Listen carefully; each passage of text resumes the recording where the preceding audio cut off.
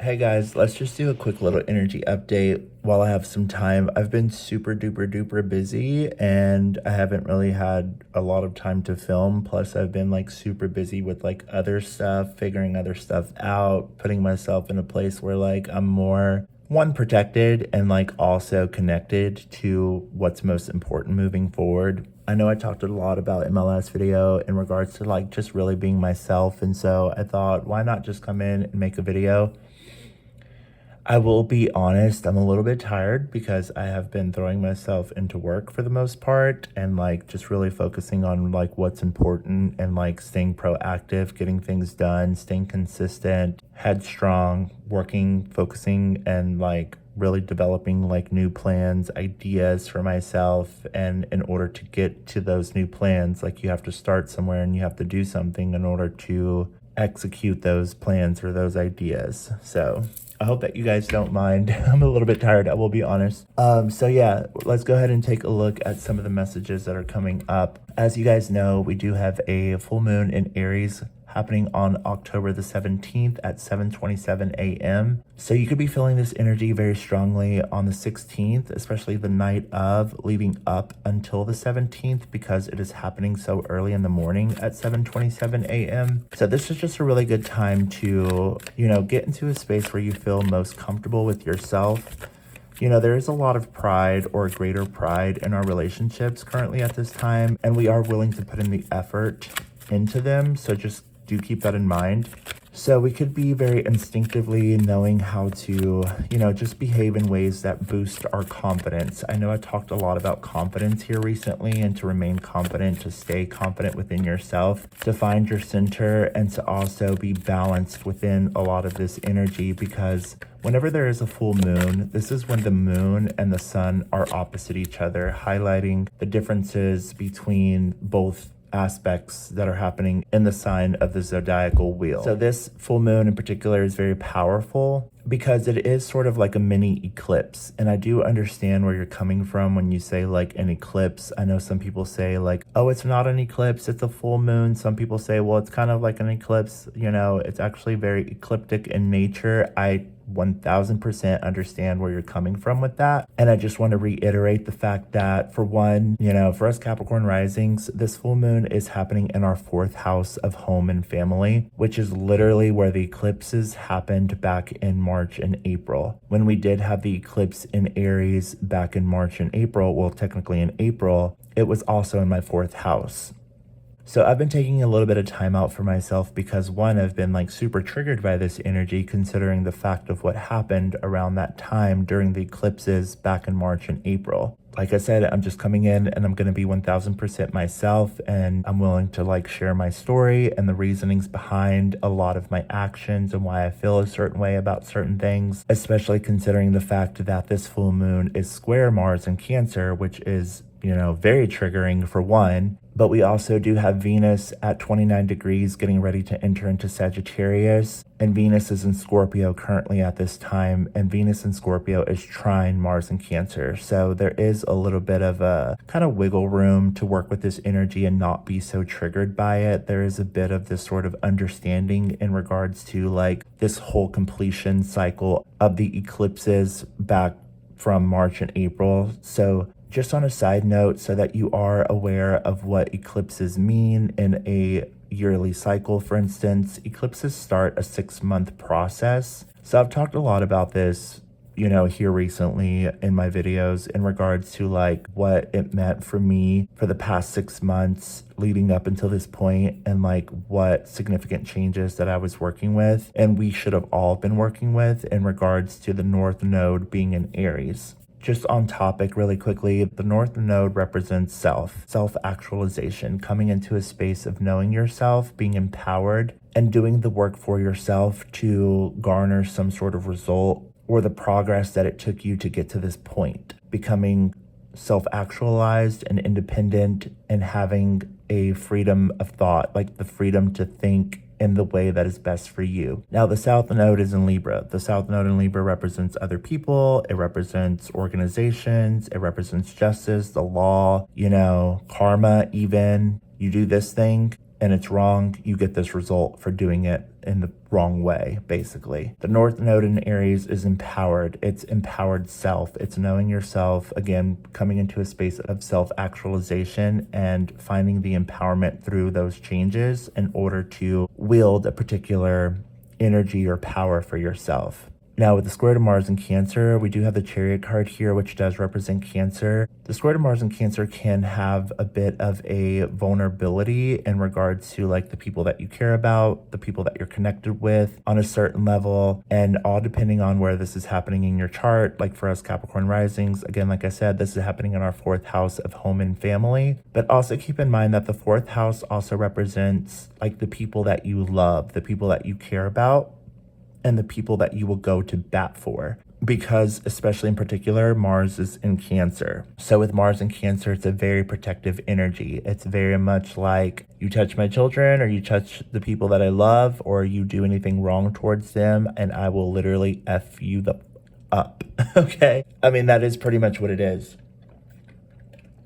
And so this doesn't have to necessarily be children. This could literally be like a friend, a lover, people that you care about, people that you are genuinely connected with, and the understanding to know the difference. We do have the 3 of Cups card here. So, that doesn't mean that like you can't be connected with people, especially for us Capricorn risings, but it is most important to also be able to separate yourself in regards to those aspects because of the fact that the South Node is in Libra, which has a lot to do with groups and organizations and particular parties and things like that. The more that you could be in a space of independence and knowing yourself, the likelihood of you getting into a space where you feel most connected with yourself is possible in regards to a lot of this energy. Now, Venus in Scorpio, trine Mars in Cancer is only helping us to develop particular plans of action and understanding in order to transform, transmute, and transpire the energy into something new. It's taking one thing, alchemizing it, and turning it into another by genuinely connecting and doing the work in order to transmute the energy into something else, having gone through a very particular process in order to have growth and a higher level of understanding within yourself and who you are, self-actualizing the aspects of your life that have took you in order to get here. So the Chariot is also an energy here of duality with the black and the white Sphinx here, being in the driver's seat of your life and knowing yourself, being able to drive the energy forward in the way that is best for you, and understanding that a lot of that energy comes from within,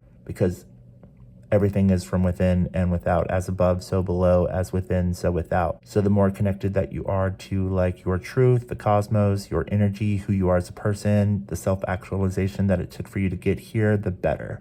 Leaving out anything that is not for you and not necessarily in alignment with the progress or the purpose or the ideas that you have for yourself moving forward. So let's go ahead and keep going. So yeah, you guys, I have been, definitely in a space right now where I have been having, definitely a lot of self-actualization thoughts within myself as well, with on one hand things, definitely moving forward and working out in this one new way and aspiring to continue to work on those plans and those ideas in order to have particular results moving forward, being most honest with myself while also, just kind of connecting with and taking the right people alongside with me. I do want to say that I have seen a lot of you guys definitely 1000% putting in the work and also stepping up to the plate when I also don't feel like I necessarily can at this time. And I do want to say that I appreciate you guys so very much, because ultimately, like, I will say that I do understand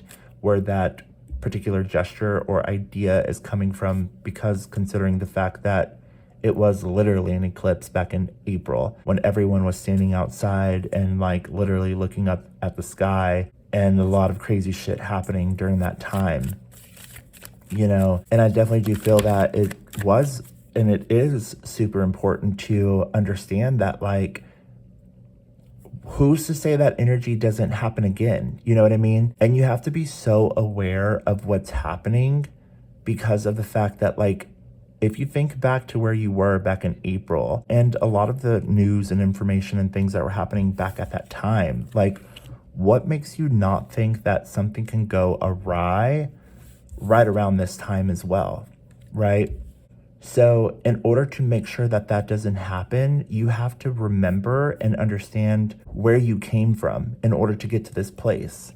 5 of Cups card here. You know what I mean? And so, yes, this is lovely energy. We have a lot of cup energy here, a lot of water energy. There's a lot of water energy happening, especially currently at this time with Venus in Scorpio, trine Mars in Cancer. You know, we have beautiful Neptune and Pisces energy going on, Saturn and Pisces, blase. I'm not even going to talk about all of that because I'm just coming in to talk and just literally be myself. But what I will say is that if you're not connected to the right kinds of things, people, and places in your life, this is a huge wake-up call in regards to the kinds of people that you keep around you, especially for us Capricorn risings, because again, 4th house of home and family. I wasn't really too sure about where this was actually kind of developing for me either, but I started to really truly understand that, and I started to kind of see it, you know, come into form in a sense and like flourish in a way into my life, where I started to see like, oh, okay, like a lot of this is happening and a lot of that is happening. And in order for like this garden to grow properly, like these weeds need to be pulled the fuck out. A lot of this energy that has developed for me personally, and the reason why it's been so triggering for me, especially around this time, is because this was right around the time that I started to freak out back in April whenever I had stopped hearing from Jonathan. If you guys don't know, Jonathan was a person that I was with for 4 years, and, you know, not to harp on this or anything like that, but I am going to speak my truth and I'm going to talk about him because, you know, just the way that things were developing around that time back in March and April were so significant for me. And again, this was happening in my 4th house of home and family. So like at the time when everybody was outside, because it was happening in my 4th house, I literally didn't go outside. I've said this story before, I'll reiterate it again, because for me, it was a very internal thing. So 4th house is ruled by Cancer. So for me, it was like an internal energy that was shifting through the portal of the eclipse. And it literally was, or it literally had, and I didn't even know it at the time. So I had seen Jonathan on March the 25th, 5 days prior to the new moon eclipse in Libra, and he passed away on the new moon eclipse in Libra. But it literally wasn't until the full moon in Aries eclipse that I started to realize that something was wrong. A lot of that, and a lot of the reason for that, was because if you guys saw the video that I uploaded right after his funeral, I explained that like the reason it took me so long to realize was because I was sick. Like I was like, I don't know, like something was wrong with me, and like I was like super sick. I mean, I was so sick that my mom had to get me Dayquil and NyQuil. If you guys remember the story, when I reiterate it, it might come back to you. But I was so sick that like I couldn't really do anything. And the day of him passing away on March the 30th, I remember seeing a notification come down on my phone from Snapchat, because we used to communicate through Snapchat a lot. And I truly know that he was trying to tell me something or trying to communicate to me as he was probably dying. And that was during the full moon eclipse in April. So now that we're at the full moon eclipse in Aries, but now in October, 6 months later, this was around the time that like during this eclipse, I remember that like I wanted to figure out what was going on so badly, and it was like really triggering for me. But like, you know, there was so much happening with like everybody being outside, and I was kind of like so involved in that information and like how everybody was outside looking up at the sky and all this stuff. And then there was that one lady who like threw her kids out of the car and then went and smashed it into a tree. And then there was other like these other girls, these TikTokers that were also dying, like Kyle Marissa Roth and like that one girl from New York. There was all these people that were literally passing away, bro. So now that we're in October and we're at the full moon eclipse in Aries in my 4th house of home and family again, it's super triggering for me, because shortly after this point of the full moon eclipse in Aries, but back in April, this is when I started to like go and like search and figure out like where Jonathan was, because I was so freaked out by the fact that like I hadn't heard from him. And it was very unusual because we spoke literally every single day.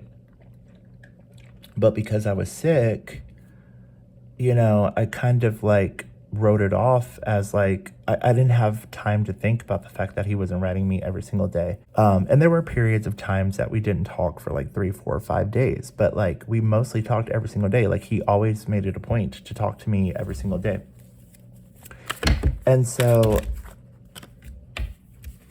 I've just been really triggered with that energy in particular because it's, you know, this is right around the time during the eclipse in Aries back in April that I started to like go and figure out like where he was at. You know, it's like I had to go and figure it out myself. Like I had to do what was necessary in order to understand like where he was. And I literally went and stole a piece of mail out of his mailbox in order to get his full and total name. And then I found out that, you know, he had passed and his obituary came up. And so it's been really, really hard for me in regards to that because it's just kind of like, okay, this is like truly the completion cycle, not to mention his birthday is coming up on October the 20th. And so, you know, this would have been around the time that I was freaking out and like I had to go and do what I needed to do in order to find out what was happening. And a lot of that has also been happening currently at this time in regards to the attributes of other people in a certain way that have led to me also wanting to make sure that it doesn't happen again. Okay, so I personally don't know what happened to Jonathan. We still don't know. I've spoken to his mom. Me and his mom very much kept in contact after the fact. And we waited on his toxicology reports and all of that stuff. 3 months later, after everything was said and done, and it was still non-conclusive. Yeah. And this is what I mean by like the things that are going on externally to you. If you don't have like a complete open mind and a bigger picture realization, you know what I mean? Because I feel like there's so many people that are just, let me just go through the fucking like, you know what I mean? Like, let me just speak about whatever the fuck you think is like so important on a entertainment level when there's like real, actual, tangible proof of things that if you just had some knowledge or like could put puzzles and pieces of things together, you would probably see that like a lot of the things that are happening right now are also and could potentially be happening due to the fact of how things were 6 months ago. And I'm not trying to trigger anybody. I'm also not trying to be like a fucking asshole because like a part of me like wants to say so many fucking things, but I'm not going to do it. Because I know my truth and the people that I'm connected with, they know that I know the truth of things. But there's only so much that I can do and so much that I can express in a certain way. And everything else that is not true to like real authentic truth of understanding and a higher level of purpose and an agreement with like certain things in a certain way when it comes to like growth and expansion and a connection to higher self, instead of doing like, you know, just fucking going with the like doing another fucking astrology fucking transit for the day type of shit. Like I just can't, you know what I mean? Like I can't get behind like, oh, and let's just talk about the next fucking most important astrological transit for the day and what the fuck that means. Like be fucking for real, bro. Like open your eyes and fucking gain some perspective.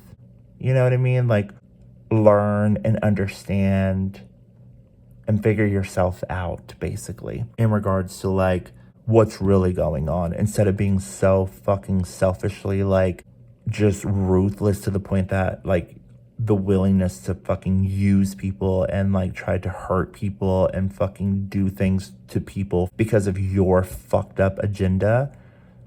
You can go fuck yourself. People literally, at this point I feel like we are living in hell. I truly do. Because for me, considering I am a Cancer and this full moon in Aries, you know, is connected to Mars in Cancer. Mars rules over Aries. Aries is all about the self. Like, you can only empower yourself so much and be like so aware. And like, it gets scary because then you get to the point where you're like, I don't want to fucking be here anymore because like I cannot with just the sheer stupidity of fucking people and just like the absolute disgust that they, create and encounter because they're not aware enough to be better people. Instead, the drive and the determination has just been to corrupt and to fucking destroy each other because that's how fucking dumb people are. So, anyway, if you've gone through a process of growth and learning about yourself, love that for you. Other than that, go fuck yourself. I wasn't gonna do this, but I love you. And take care of yourself. Do not fucking let any fucking body tell you otherwise when it comes to your truth and who you are. Stay strong. Bye.